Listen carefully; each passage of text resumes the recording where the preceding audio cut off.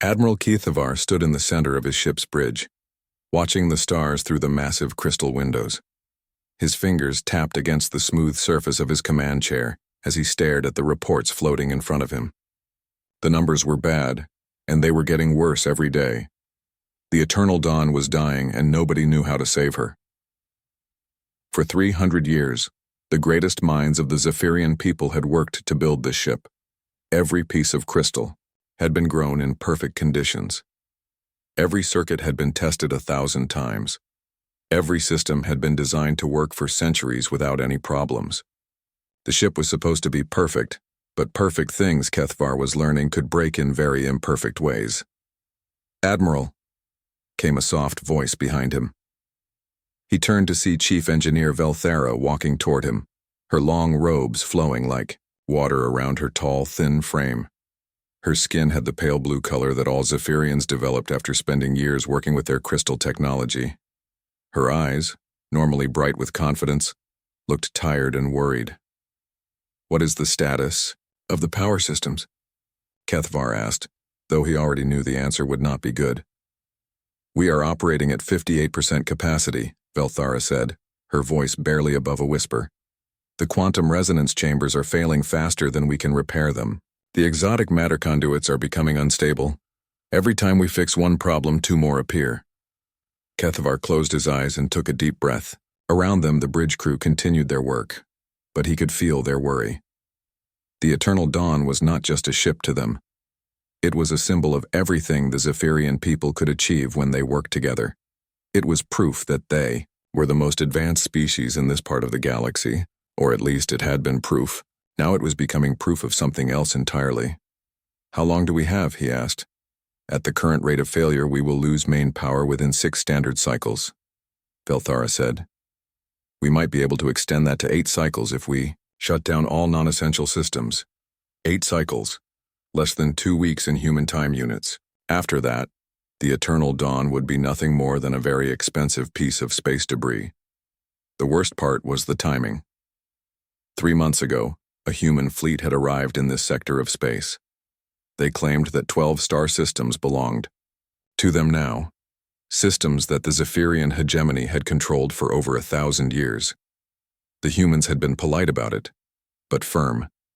They would not leave.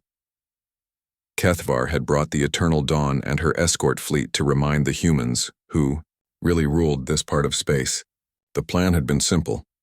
Show them the most advanced warship ever built, let them see what Zephyrian technology could do, and watch them retreat back to whatever little corner of the galaxy they had crawled out of.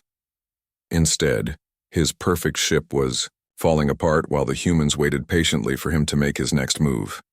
"Have you tried the harmonic realignment procedures?" Keithvar asked.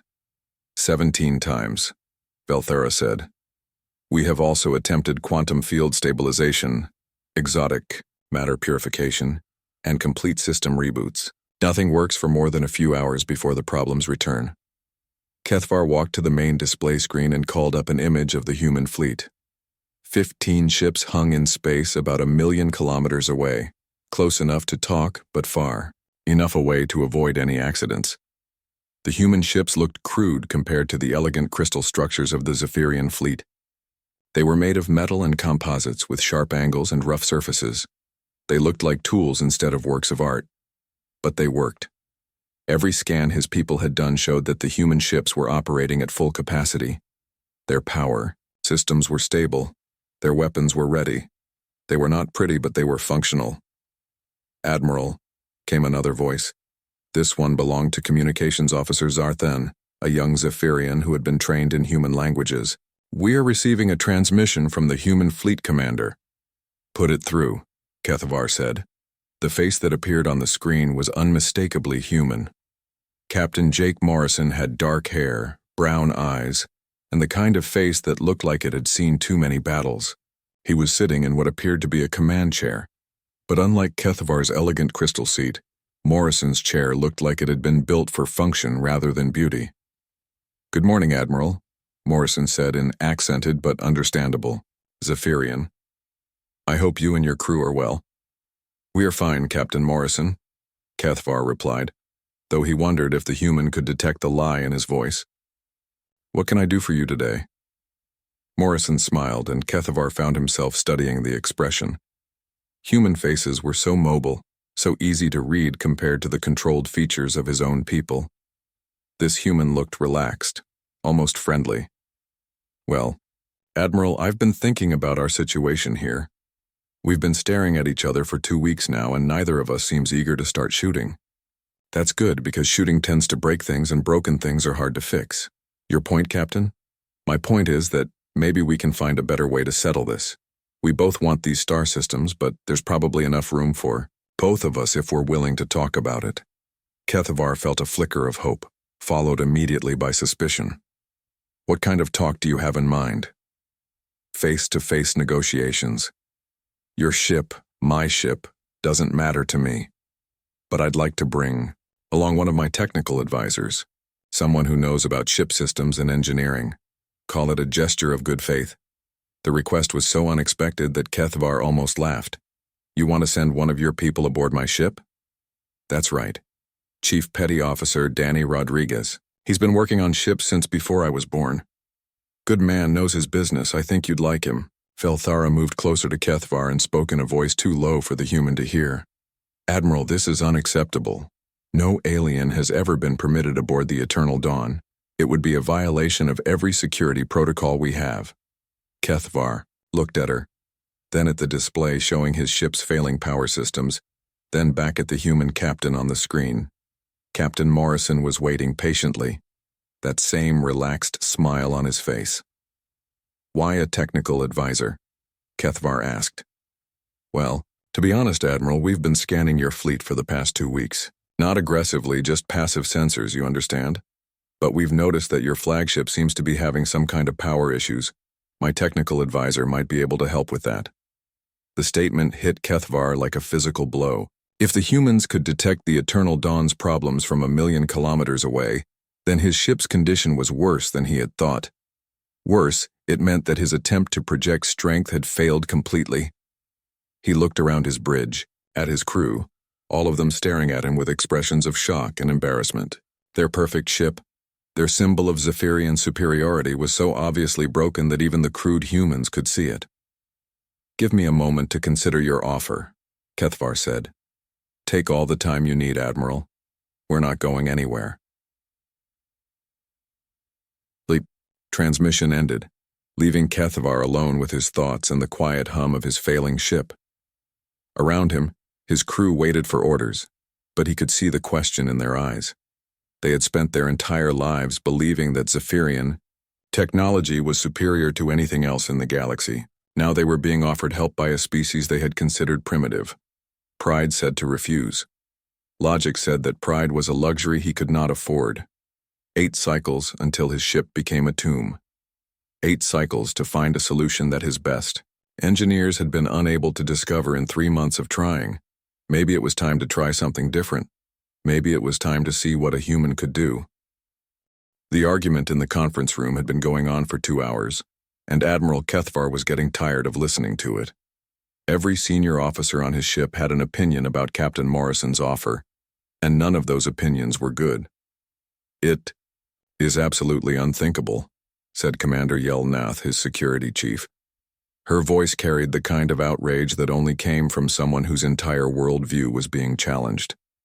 No alien has ever set foot aboard a hegemony flagship. The security risks alone are enormous.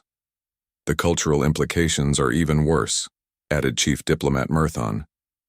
If word of this spreads throughout the hegemony, our people will think, we have lost our minds. We would be inviting a primitive species to examine our most advanced technology. Kethavar sat at the head of the crystal table and watched his officers argue. Through the transparent walls of the conference room, he could see his engineering crews working frantically at their stations. Red warning lights flickered throughout the ship as another system failed and was brought back online. The Eternal Dawn was dying by degrees, and his senior staff was more worried about their reputation than their survival. Chief Engineer Velthara, he said, cutting through the arguments. What is your professional opinion? Velthara looked uncomfortable, her pale blue skin seeming to darken slightly. Admiral, I have spent the last 3 months trying to solve these problems. My entire engineering staff has worked around the clock. We have consulted every technical manual, every database, every expert in the hegemony. Nothing has worked. That is not what I asked you, Kethavar said quietly. The room fell silent. Velthara stared at the table for a long moment before speaking again. My professional opinion is that we are out of options, she said. If there is even a small chance that this human can help us, we should take it. Commander Yelnath slammed, her hand on the table. You would trust our most precious ship to an alien barbarian? I would trust our ship to anyone who might be able to save it, Velthara replied. Right now that appears to be a human barbarian. Kethvar stood up, ending the discussion. The decision is made. We will allow one human technician aboard for a limited inspection. Commander Yelnath, you will escort our guest and monitor his every move. Chief Engineer Velthara, you will assist him as needed, but reveal nothing about our classified systems. Admiral, Murthon said desperately, if the Hegemony Council learns of this, if we do nothing, there will be no ship for the Council to worry about. Kethavar said. Send the message to Captain Morrison. Tell him we accept his offer. 3 hours later, Kethavar stood in the main docking bay watching a small human shuttle approach his ship. The shuttle was even uglier than the human warships, looking like a metal box with engines strapped to it. There were no elegant curves, no artistic flourishes, just pure function. It hurt his eyes to look at it. The shuttle landed with a soft thump that would have made any Zephyrian pilot cringe. Their own shuttles touched down like butterflies landing on flowers. This thing landed like a rock falling from the sky. The airlock opened, and 2 humans stepped out. The first was clearly a soldier, wearing armor and carrying weapons. He moved with the kind of alertness that came from expecting trouble. The second human was different. Chief Petty Officer Danny Rodriguez looked like he had been built for work rather than war. He was shorter than most Zephyrians, with broad shoulders and thick arms that suggested a lifetime of physical labor. His face was weathered and lined, with gray starting to show in his dark hair. He wore a simple uniform that looked like it had been washed and mended many times. But it was his eyes that caught Kethvar's attention. They were bright and curious, moving constantly as they took in everything around him. When Danny saw the crystal architecture of the docking bay, his face lit up with genuine appreciation. Holy cow, Danny said in accented Zephyrian. This is beautiful. You folks really know how to build things. Commander Yelnath stepped forward, her hand resting on her weapon. You will address the Admiral with proper respect, alien. Danny looked confused for a moment, then nodded respectfully to Kithvar. Sorry about that, Admiral. I'm Danny Rodriguez. Thanks for letting me come aboard. Welcome to the Eternal Dawn, Chief Rodriguez, Kethavar said. I hope you can help us with our difficulties. Well, I'll sure give it my best shot, Danny said. He looked around the docking bay again, whistling softly. Mind if I ask how old this ship is? The Eternal Dawn was completed 237 years ago, Velthara said with pride. She is the finest example of Zephyrian engineering ever created. 237 years, Danny repeated, sounding impressed. That's older than my great-grandfather's farm. No wonder she's having some issues. The casual way he talked about their greatest achievement made several of the Zephyrian officers stiffen with anger. Commander Yelnath took a step forward, but Kethavar raised a hand to stop her. Please follow me, Chief Rodriguez, the Admiral said. We will show you to our engineering section. As they walked through the corridors of the ship, Danny kept up a steady stream of questions and comments. He asked about everything he saw, from the crystal walls to the floating displays to the soft music that played throughout the ship. His questions were simple, almost childlike, but Kethvar noticed that he was paying very close attention to the answers. What's that sound? Danny asked as they passed through a junction between 2 corridors. What sound? Velthara replied. Danny stopped walking and tilted his head, listening. There's a kind of humming noise, very faint. Sounds like it's coming from behind the walls. The Zephyrians stopped and listened, too. After a moment, Velthara nodded. That is the harmonic resonance of the power conduits. It is perfectly normal. Harmonic resonance, Danny repeated as if testing the words. Fancy name for it. On human ships, we just call it the sound the pipes make when electricity goes through them. Commander Yelnath made a disgusted noise. Your species has such crude ways of describing things. Danny grinned at her. Maybe so, ma'am, but crude descriptions sometimes help you understand what's really going on. Fancy words can hide problems. They reached the main engineering section, and Danny's eyes went wide. The room was enormous, filled with crystal formations that pulsed with soft light. Energy flowed through transparent tubes like liquid starlight. Holographic displays showed complex diagrams that looked more like art than technical readouts. Wow, Danny said quietly. This is like something out of a dream. He walked slowly through the room, his hands clasped behind his back like he was afraid to touch anything. The engineering crew stopped their work to stare at him. Most of them had never seen an alien before, and they whispered among themselves as he passed. Danny paused next to a large crystal formation that was flickering irregularly. Red warning lights flashed around it, and several technicians were working frantically at control panels nearby. Is this one of the problem areas? He asked. The primary quantum resonance chamber, Velthara said. It has been malfunctioning for 6 cycles. We have tried everything to stabilize it. Danny studied the crystal formation for several minutes, walking around it and looking at it from different angles. The Zephyrian technicians watched him nervously, as if he might suddenly attack their equipment. Mind if I ask a stupid question? Danny said finally. Go ahead, Kethavar said. What exactly does this thing do? The question was so basic that several of the Zephyrians looked shocked. Velthara stared at Danny as if he had asked her to explain how to breathe. The quantum resonance chamber processes exotic matter through controlled dimensional fluctuations to generate power for the ship's primary systems, she said slowly, as if talking to a child. Danny nodded thoughtfully. So it's a power generator. It is far more sophisticated than a simple power generator, Velthara said with obvious irritation. Sure, but at the end of the day, it takes one kind of energy and turns it into another kind of energy, right? That is a very simplified way of looking at it.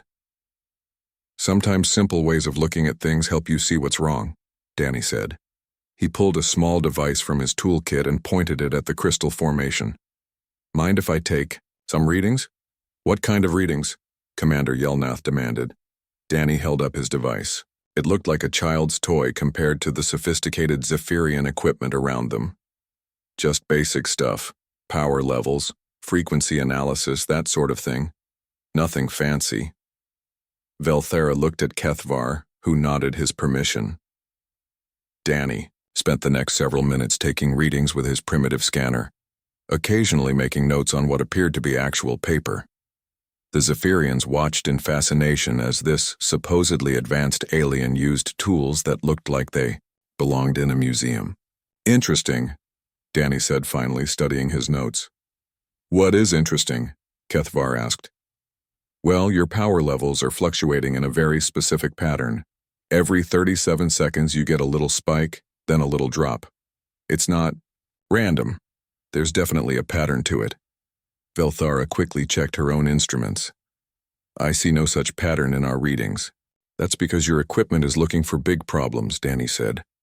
This is a small problem that's causing big effects, like a tiny pebble in your shoe. It doesn't seem like much, but after you walk for a while, it becomes the only thing you can think about. Danny Rodriguez had been crawling around the Eternal Dawn's engineering section for 4 hours, and the Zephyrian crew was starting to think he had lost his mind. While their own technicians worked with precision instruments and complex diagnostic programs, the human was lying on his back under control panels, following cables with his hands like he was petting a cat. This is ridiculous, muttered Engineer Feltar to his colleague. He is treating our sophisticated systems like primitive machinery. Chief Engineer Velthara was beginning to agree. She had spent the afternoon watching Danny ignore her carefully, prepared technical briefings in favor of what he called getting to know the ship. He had asked for no detailed schematics, no quantum field analyses, no exotic matter flow charts. Instead, he had requested a simple map showing where the power came from and where it went. "The power starts here," Danny had said, pointing to the main reactor chamber on the basic diagram Velthara had reluctantly provided. "And it ends up here, at your weapons and engines and life support. So somewhere between here and here, something is going wrong." It was such a simple way of looking at their incredibly complex systems that Velthara did not know whether to laugh or cry. This human was reducing centuries of advanced engineering to the level of checking if a light bulb was screwed in properly. But as the hours passed, something strange began to happen. Danny's seemingly random exploration was revealing things that the Zephyrian diagnostic systems had missed. Small things. Tiny things. Things so minor that the sophisticated computer programs had dismissed them as unimportant. "Hey, Velthara," Danny called from somewhere deep inside an access tunnel. His voice echoed strangely through the crystal corridors. "Can you come look at this?" Velthara sighed and walked over to where Danny's feet were sticking out from under. A control console. "What is it now, Chief Rodriguez? Call me Danny and take a look at this connection right here." Velthara knelt down and peered into the tunnel where Danny was pointing.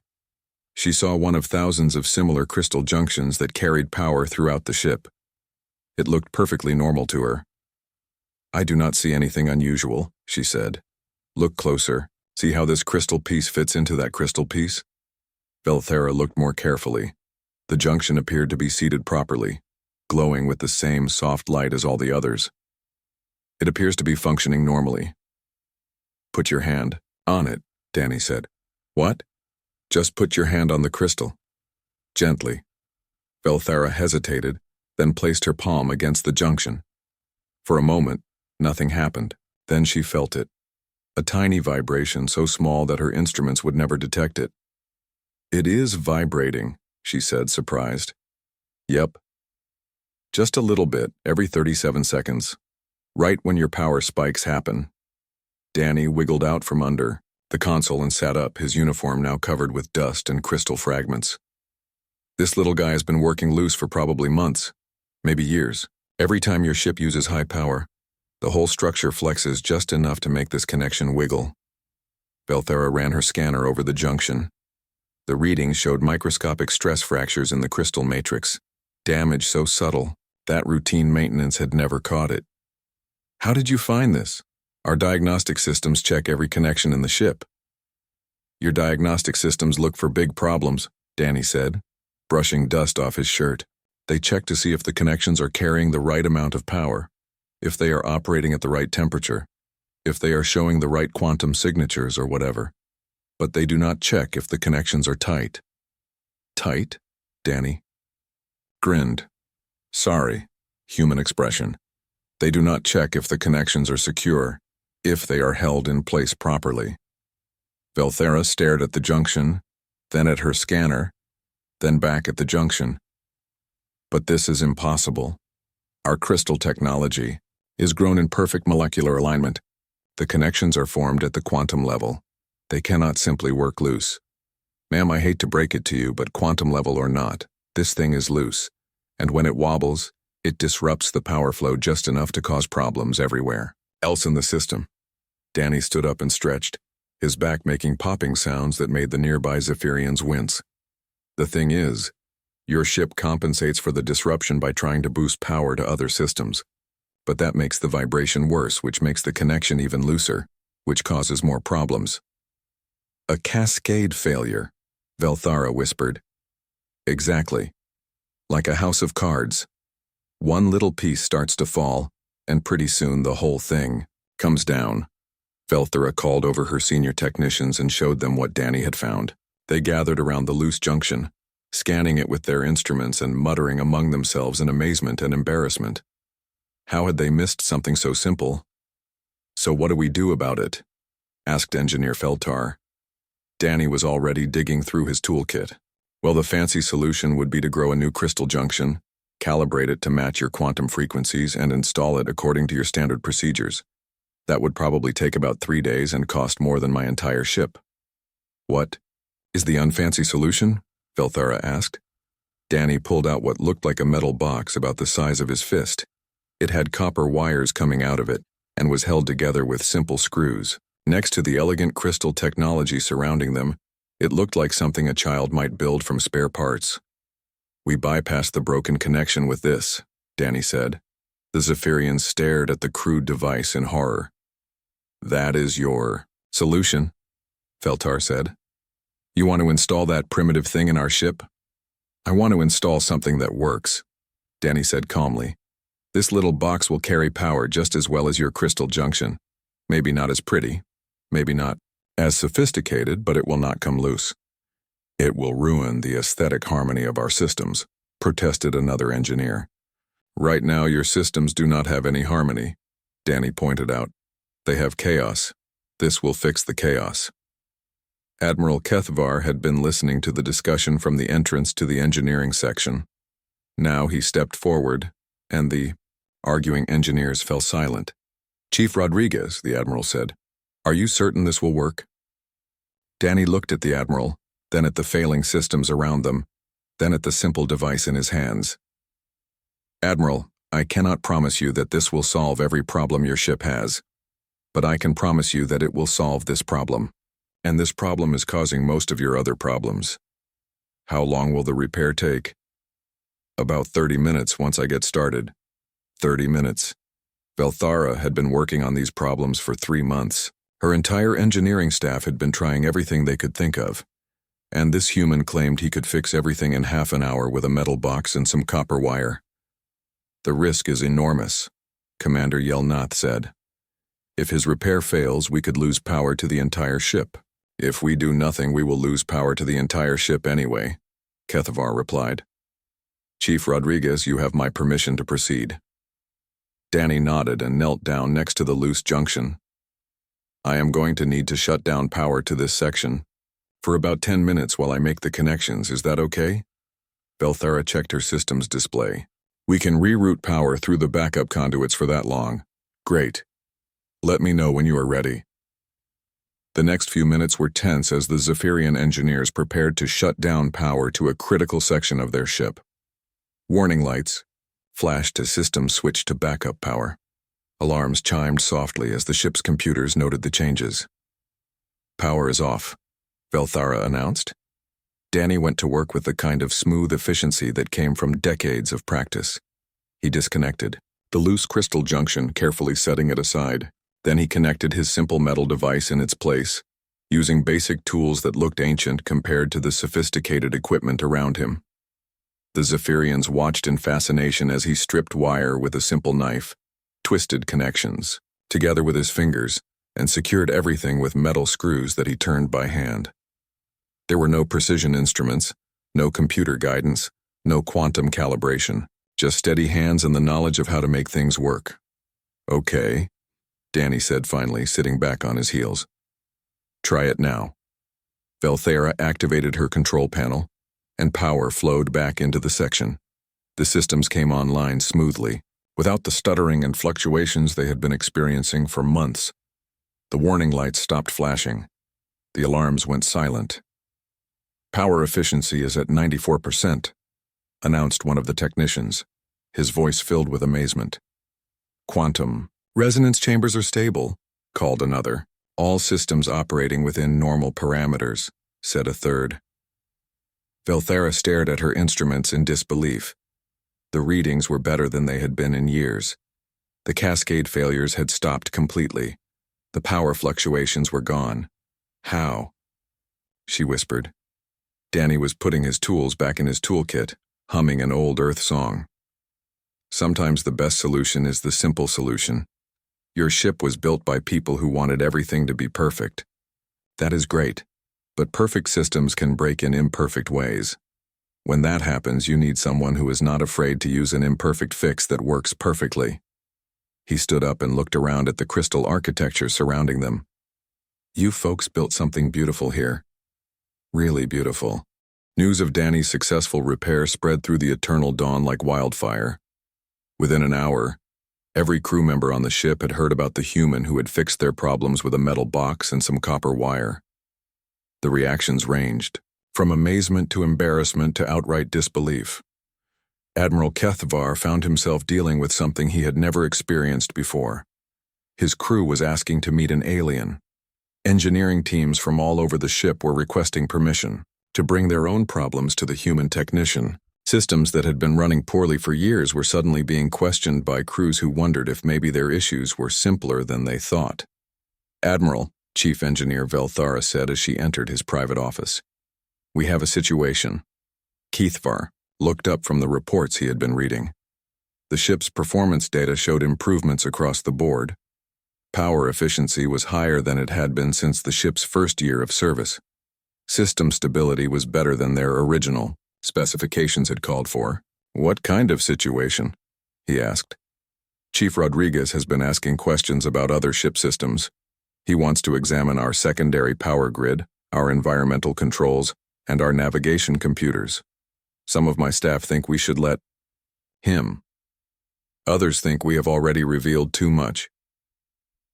Kethvar considered this carefully. Every instinct told him to limit the humans' access to their technology.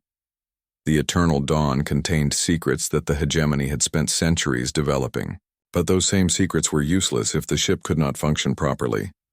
"What is your recommendation?" he asked. "Honestly, Admiral, I think we should let him look at everything. In 4 hours, he has shown us problems that we never knew existed. If there are other simple fixes that can improve our performance, I want to know about them." Before Kethavar could respond, his communication system chimed. "Admiral," came the voice of his bridge officer. "Chief Rodriguez is requesting permission to examine the main navigation computer. He says he noticed something during his inspection of the power systems." Kethavar sighed. "Send him to my office." 10 minutes later, Danny Rodriguez was sitting across from Admiral Kethavar, looking completely at ease despite being surrounded by the most advanced technology his species had ever encountered.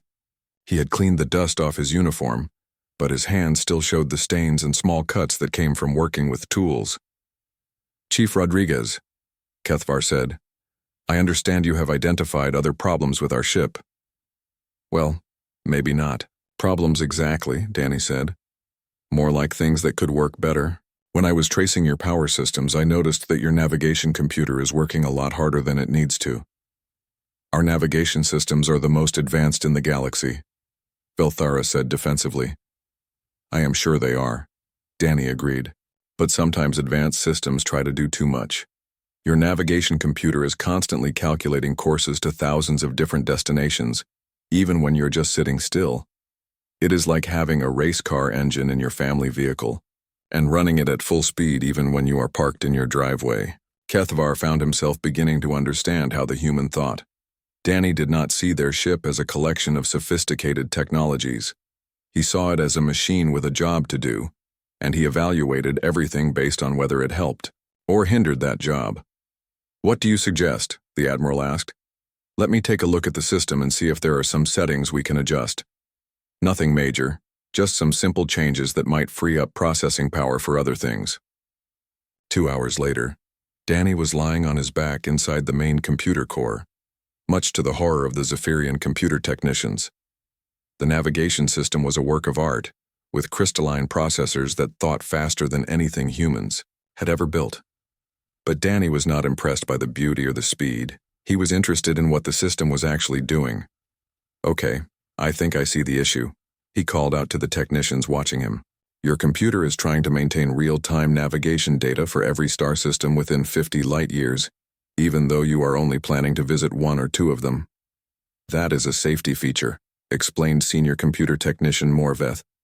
"If we need to make an emergency jump, the navigation data is already prepared." "That makes sense," Danny said, his voice muffled by the equipment surrounding him. "But you are preparing navigation data for places you will never go. Gas giants. You cannot land on dead systems with nothing in them. Hostile territory you would never visit even in an emergency." He wiggled out from inside the computer core and sat up, holding a small crystal chip in his hand. "This little thing is processing navigation data for a black hole that is 47 light-years away. Unless you are planning to take a suicide trip, you probably do not need that information taking up memory space." The computer technicians looked at each other uncertainly. The navigation system had been designed by the finest minds in the hegemony. The idea that it might be wasting effort on unnecessary calculations had never occurred to them. What happens if we remove that chip? Morveth asked. Your computer stops thinking about the black hole and has more processing power available for useful things, Danny said, like better sensor analysis, faster communication processing, or more accurate weapon targeting. Admiral Kethvar, who had been watching the demonstration, stepped forward. Make the change. Danny carefully removed several more chips from the navigation system, each one representing calculations for destinations that the Eternal Dawn would never visit. As he worked, the computer technicians monitored their system performance displays.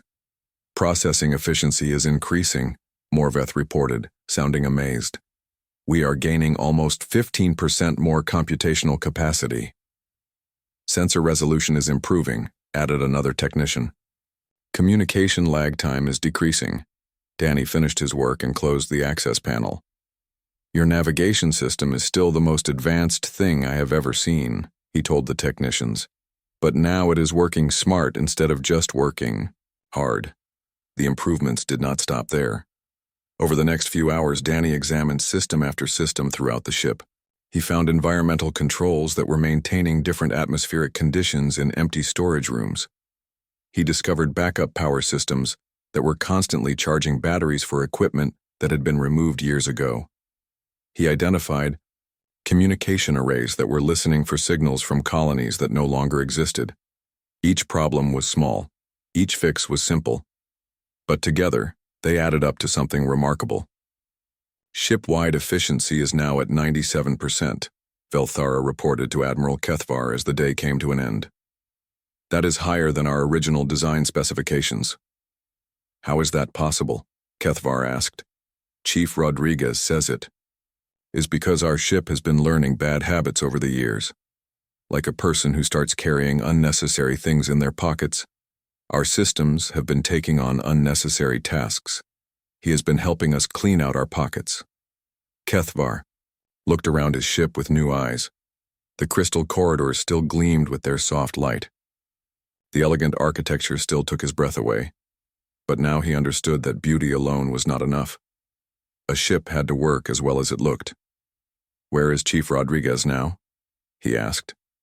In the secondary engineering bay, showing our technicians how to use something called preventive maintenance. He says that instead of waiting for things to break, we should check them regularly to make sure they stay working. Kethvar shook his head in amazement. Preventive maintenance, what a simple concept. He has many simple concepts, Admiral. He says that the best way to avoid big problems is to solve small problems before they become big. That evening, Admiral Kethvar called a meeting of all his senior officers. They gathered in the main conference room, but the atmosphere was very different from their argument earlier that day. Instead of anger and defensiveness, there was excitement and curiosity. Chief Rodriguez, Kethvar said, in one day, you have improved our ship's performance beyond anything we thought possible. How did you do it? Danny looked around the table at the assembled Zephyrian officers. Admiral, you folks built an incredible machine. Really incredible. But you built it so well that you forgot it was still a machine. Machines need maintenance.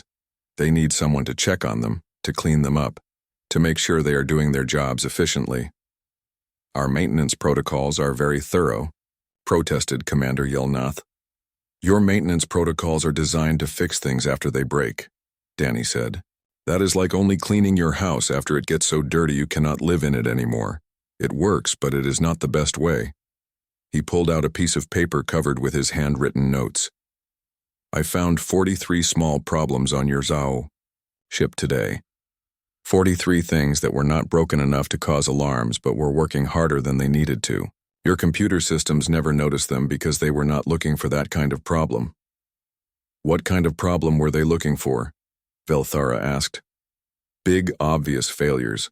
Complete system breakdowns. The kind of problems that make loud noises and flash red lights.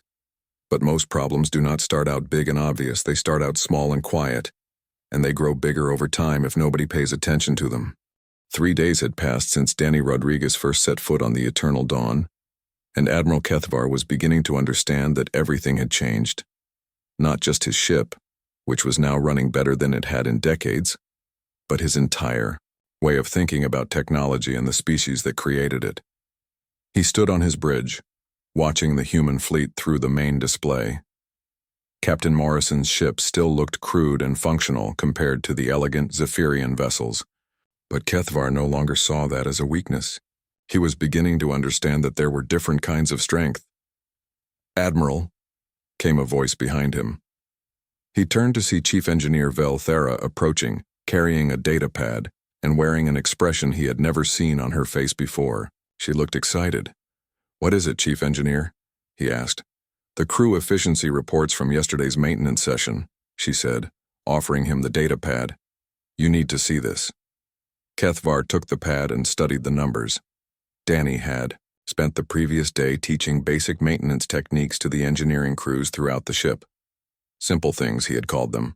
Ways to listen to equipment, how to spot problems before they became serious, when to trust your instincts about a system that seemed wrong. The results were remarkable. Equipment failures were down by 60%. System efficiency was up across the board. Response times for repairs had improved dramatically. But most surprising of all, crew morale in the engineering sections had reached levels that Kethvar had never seen before. "They are enjoying their work," Velthara said, noticing his surprise. "For the first time in years, my engineers feel like they are solving problems instead of just responding to emergencies." "And Chief Rodriguez?" Kethvar asked. "He spent this morning in the lower engineering sections, teaching our junior technicians something he calls troubleshooting, the ability to trace problems to their source instead of just treating symptoms." Kethvar nodded thoughtfully. "Send him to my office. I believe it is time for us to discuss the larger situation." An hour later, Danny Rodriguez was sitting across from Admiral Kethvar in the same chair where this unlikely partnership had begun, but the atmosphere was completely different now. The suspicion and desperation had been replaced by something that felt almost like friendship. "Chief Rodriguez," Kethvar said, "I want to thank you for what you have done for my ship and my crew." "Just doing my job, Admiral," Danny replied. "Though I have to say, working on your ship has been the most interesting job I have ever had. Your people build things in ways I never would have imagined." "That brings me to why I asked you here," Kethvar said.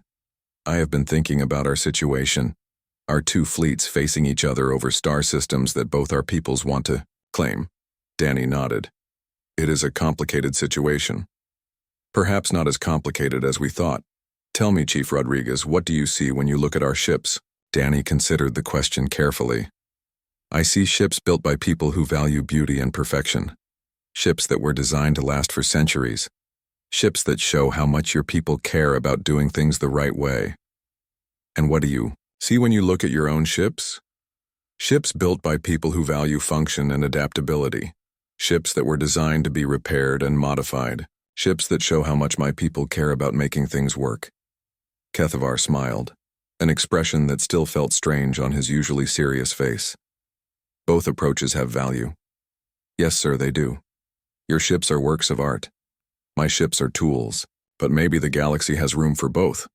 "I believe you are correct." Kethvar stood up and walked to the large window that showed the space between the two fleets.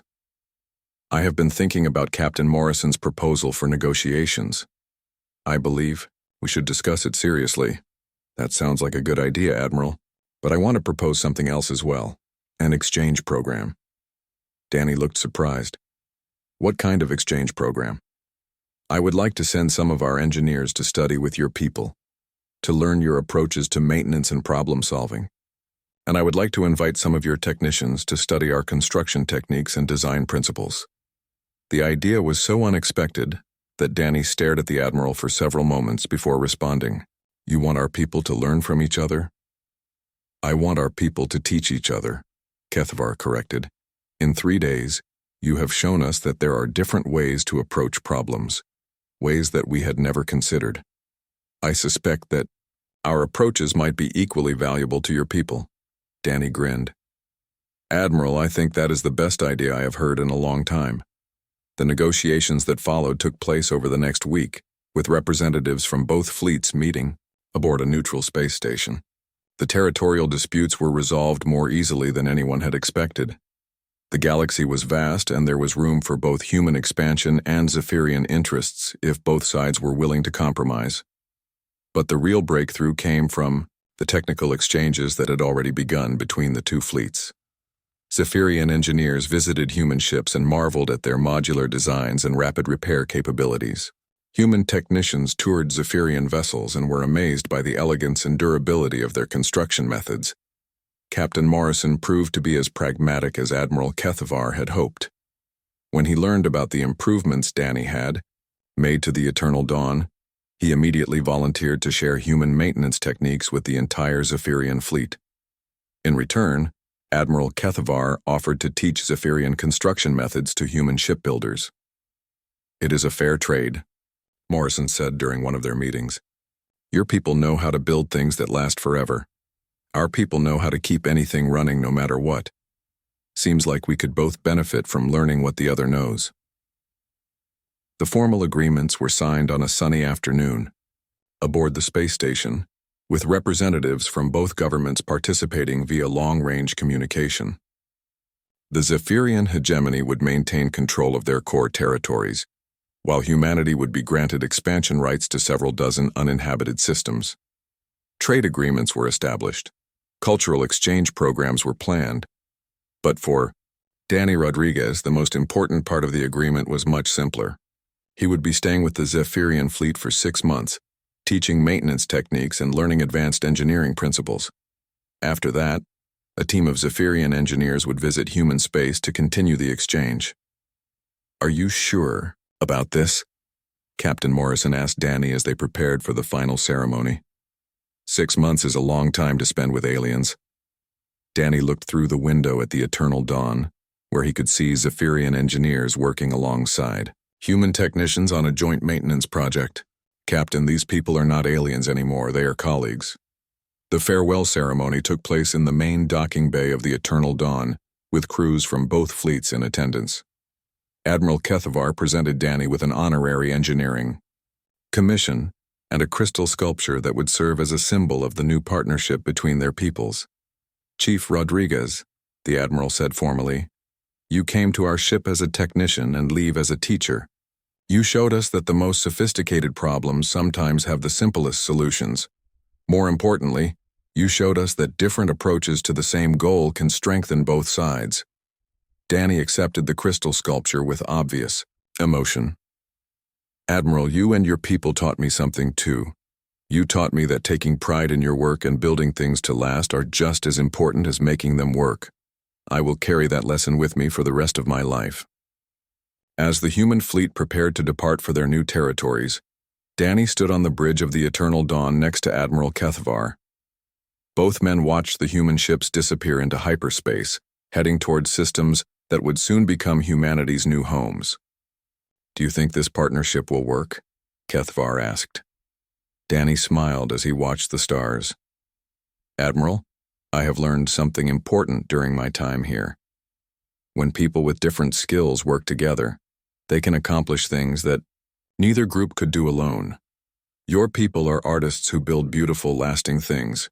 My people are mechanics who make anything work. Together, we can build beautiful things that work perfectly and last forever." "A simple philosophy," Kethavar observed. "The best philosophies usually are," Danny replied, "just like the best solutions." 6 months later, the first ships built, using combined human and Zephyrian techniques, began rolling out of shipyards throughout both territories. They were elegant like Zephyrian vessels, but practical like human ships. They were built to last like works of art, but designed to be maintained like machines. And in the engineering sections of those ships, human and Zephyrian technicians worked, side by side, sharing knowledge and solving problems together. They had learned that the best way to build the future was to combine the wisdom of the past with the innovation of the present. Some of them still called it the simplest solution of all.